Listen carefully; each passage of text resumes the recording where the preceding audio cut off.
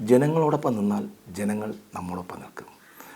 ജനങ്ങളുടെ ജനകീയ ആവശ്യങ്ങൾ മനസ്സിലാക്കി ജനഹിതം മനസ്സിലാക്കി പ്രവർത്തിച്ചാൽ തീർച്ചയായിട്ടും ആ പാർട്ടിക്ക് ഇവിടെ തിരുവനന്തപുരത്ത് അല്ലെങ്കിൽ ഇന്ത്യ മഹാരാജ്യത്ത് ജനാധിപത്യ രാഷ്ട്രത്തിൽ നമുക്കറിയാമല്ലോ, ജനങ്ങളോടൊപ്പം എപ്പോഴാണോ സഹകരിച്ച് പ്രവർത്തിക്കുന്നത് അപ്പോഴൊക്കെ നമുക്ക് ആ പാർട്ടിക്ക് മുൻതൂക്കമുണ്ടാകും.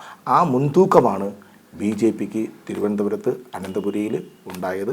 തീർച്ചയായിട്ടും നമുക്കറിയാം, കഴിഞ്ഞ 5 വർഷക്കാലം 43 വർഷക്കാലം CPM നേതൃത്വം കൊടുക്കുന്ന ഇടതുപക്ഷ ജനാധിപത്യ മുന്നണി സംവിധാനമായിരുന്നു തിരുവനന്തപുരം നഗരസഭ ഭരിച്ചിരുന്നു. എങ്കിലും കഴിഞ്ഞ 5 വർഷത്തെ ഭരണം വളരെയധികം ആ പാർട്ടിക്കും ആ മുന്നണിക്കും കേടുപാടുകൾ ഉണ്ടാക്കി എന്നുള്ള കാര്യത്തിൽ നമ്മൾ പറയുന്നതല്ല. കാലാകാലങ്ങളിൽ കഴിഞ്ഞ 5 വർഷം നമുക്ക് പറഞ്ഞുകൊണ്ടിരുന്ന കാര്യമാണ്.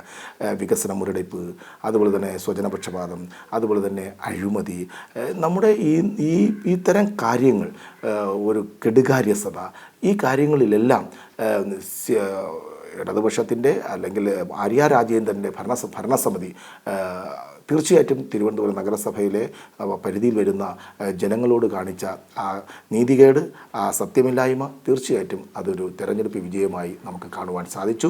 അതിൻ്റെ അടിസ്ഥാനത്തിലാണ് ഭാരതീയ ജനതാ പാർട്ടി 35 നിന്നും ഇപ്പോൾ 50 സീറ്റിലേക്ക് മാറിയിരിക്കുന്നത്. കേവലം നമുക്കറിയാം 6 സീറ്റ്, 2010 6 സീറ്റ് മാത്രമാണ് നമുക്കുണ്ടായിരുന്നത്. 2015 അത് 35ആയി. അതുപോലെ തന്നെ 2020 35ആയി. ഇപ്പോഴത് ഒരു വല്ലാത്ത ഒരു ജനങ്ങളുടെ അംഗീകാരം, ജനങ്ങളുടെ സ്വപ്ന സാക്ഷാത്കാരം ഈ BJPക്ക് മാത്രമേ സാധ്യമാകുകയുള്ളൂ എന്നതിൻ്റെ തെളിവാണ് നമുക്ക് 50 സീറ്റുമായി ഇപ്പോൾ BJP അധികാരത്തിൽ വരുന്നത്.